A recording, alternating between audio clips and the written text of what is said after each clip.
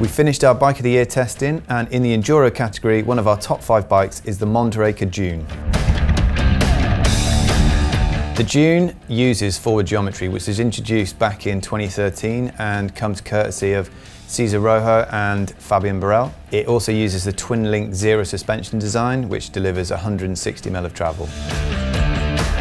If you're not familiar with it, Mondraker's forward geometry basically means they've stretched that front triangle and they use a super short stem. In this case it's 30 mm, but some of the bikes do use a 10 mm stem. The head angle isn't super slack, in this case it's 66.1, but it means you still get a really reactive front end, really responsive steering, but you still get the masses of stability through that really long wheelbase that they've created.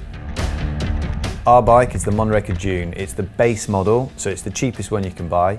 It costs £3,199 in the UK and $3,700 in the US. For that, you get the RockShox Yari RC up front, which has 170 mm of travel. SRAM also provide gearing and brakes. In this case, it's the NX group set, so it's 11 speed, but of the cheaper variation, so it just uses the standard free hub rather than their XD driver body. And you get the single piston level T brakes. Up front, you've got the Maxxis High Roller 2, and out back, it's a Maxxis Ardent. Mondraker use their own brand on-off to take care of the seat post, which has 125 mm of drop. And at 14.55 kilos, the weight's actually really competitive.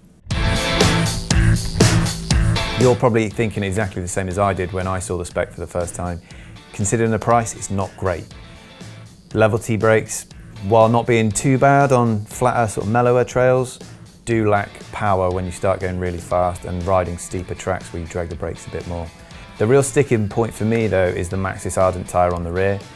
While it's a fast rolling, decent enough tyre that's surprisingly grippy, it uses the single compound rubber, which is no bad thing, but still, at this price we'd expect a bit more.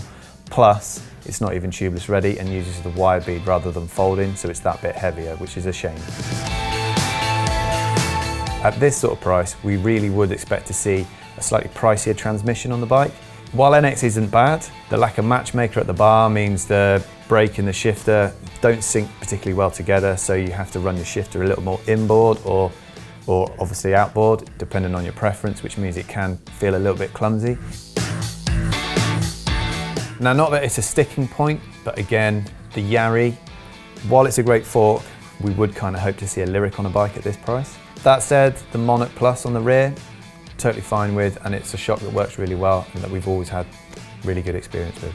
As a whole, we're well aware that the spec is riddled with holes when it comes to value, but on the plus side, the bike does ride really well. We just think it could be even better with some slightly better kit on it. Considering our Dune was a medium, the reach of 475 mm is massive. When you consider most medium frames have a reach of around about 440 to 460 mm, it's quite a jump. 20 to 35 mm is massive. And that's something that you do need to get used to when you start riding the bike. The Dune is all about committing your weight as far forward as you can so the front tyre grips when your railing turns, which it does really, really well. But you will need a few runs just to acclimatise to that. Once you do though, and start committing, that bike is seriously fast. And while it's super stable at high speed and in rough terrain, it can still tackle the tight, twisty stuff when it counts, which is great because a lot of people just think it's that long, that big, it's never going to go around tight corners. But you'll be surprised at just how nimble and agile the Dune can be. Now I know we'll always bang on about suspension balance, but it is incredibly important. Thankfully, the Dune is a really balanced ride. Front and rear feel really good together. There's nothing quirky about how the suspension moves or works when it's deep into its travel. At the rear, it's nicely progressive, so takes the hits and the big thumps really, really well in a very controlled manner. The fork at 170 mm has plenty of travel to deal with the really big stuff. It's supple enough to deal with smaller bumps and trail chatter in general, but unlike the charger damper which is used in the Lyric, it's not quite as well supported, so you do need to run a bit more air pressure. That means on longer runs on really, really rough tracks, you do feel a bit more through the bars. But like we said, we're really picking holes in this now because ultimately it feels fast and really, really good when the going gets rough. Despite our reservations about the kit, the Dune is a really cohesive package and rides really well. Okay, the rear tyre is a little bit skittish and we probably would change it straight away, but still, this bike deserves to be in our top 5 because it does feel really fast. It's extremely sure-footed at speed, it's still agile enough to tackle the really tight trails, and the suspension is incredibly well balanced.